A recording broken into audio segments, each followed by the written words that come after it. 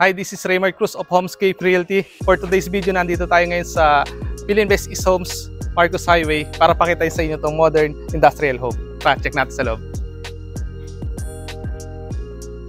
Meron siyang 2-car garage. Yan. Tignan naman natin sa loob.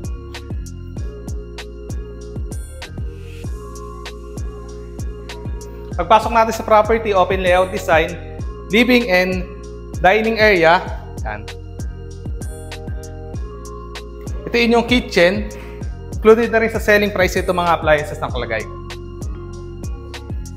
At for the left side, meron siyang easement dito. Sa 2-meter easement. Yan, meron na rin siyang water tank. Yan. Or dito yung nakalagay yung inyong laundry area. Sa right side ng property, nandito naman inyong pwede nyong gawin lanay or access sa maids and driver's room. Yan.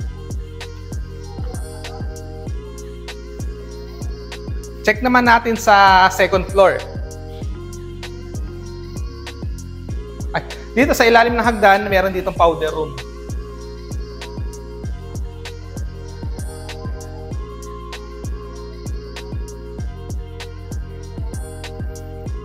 Check naman natin sa second floor.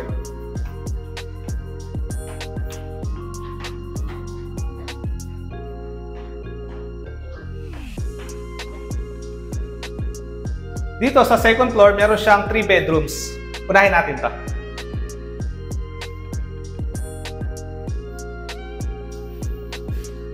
Ito yung first bedroom. Yan, meron siyang provision for window type aircon. Toilet and bath.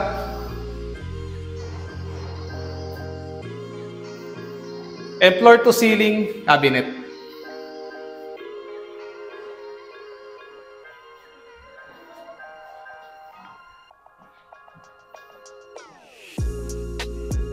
For the bedroom 2, yeah, malaki rin yung maganda rin yung size niya. Provision for your TV rack. Yan. Tapos may provision na rin para sa split type aircon. Floor to ceiling cabinet and your toilet and bath.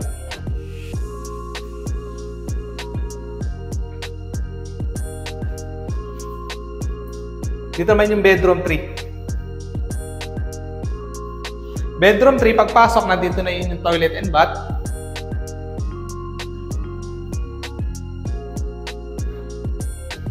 Yan. Bedroom 3, facing dito sa inyong pasad ng property. Yeah, may huge window.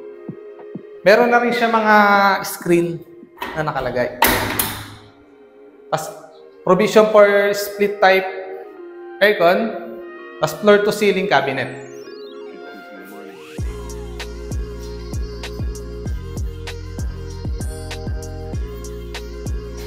Check naman natin yung third floor.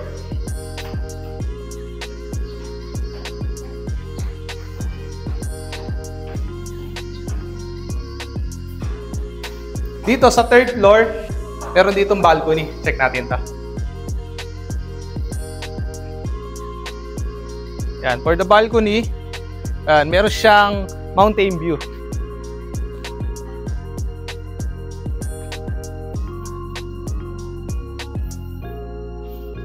Check naman natin itong bedroom 4.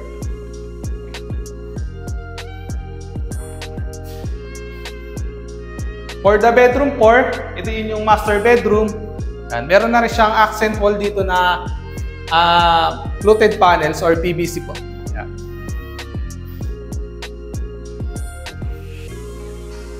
Toilet and bath with walk-in closet.